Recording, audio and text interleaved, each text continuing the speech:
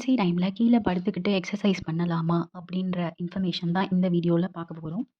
Can do all the supine exercise in pregnancy period. Like நீங்கள் எவ்வளோ second பண்ணலான்னா 90 seconds to 2 minute per எக்ஸசைஸ்க்கு நீங்கள் பண்ணலாம்.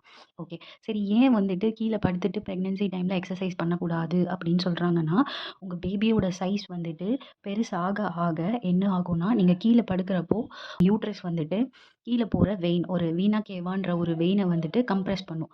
ஸோ இந்த மாதிரி கம்ப்ரெஸ் பண்ணுறதுனால உங்கள் பிளசண்டாக்கு போகிற ஆக்சிஜன் சப்ளை வந்து கம்மியாகும். ஸோ ப்ரெக்னன்சி டைமில் பேக் பொசிஷனில் படுக்கக்கூடாது, எக்ஸசைஸ் பண்ணக்கூடாது அப்படின்னு சொல்லுவாங்க.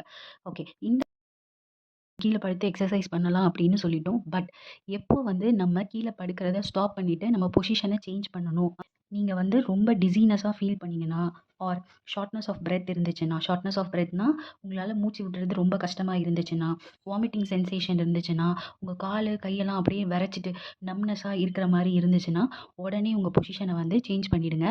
இந்த கண்டிஷன்லாம் வந்தால் அதுக்கு பேர் என்ன சொல்லுவாங்கன்னா, சுப்பைன் ஹைப்பர்டென்சிவ் சிண்ட்ரோம்னு சொல்லுவாங்க.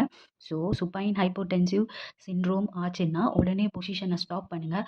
அப்படி இருந்தும் உங்களுக்கு ரொம்ப ஃபீல் ஆச்சுன்னா, வாமிட்டிங், டிசீனஸ் இப்படிலாம் இருந்துச்சுன்னா உடனே கன்சல்ட் யுவர் டாக்டர். போல் ப்ரெக்னன்சி டைமில் என்ன போஸ்டர்ஸ் ஃபாலோ பண்ணணும், நம்ம பண்ணுறதெல்லாம் கரெக்டாக, என்ன மாதிரி எக்ஸசைஸ் ஃபாலோ பண்ணணும் அப்படின்னு நிறைய வீடியோஸ் வேணும்னா ஃபாலோ அண்ட் சப்ஸ்கிரைப் மீ.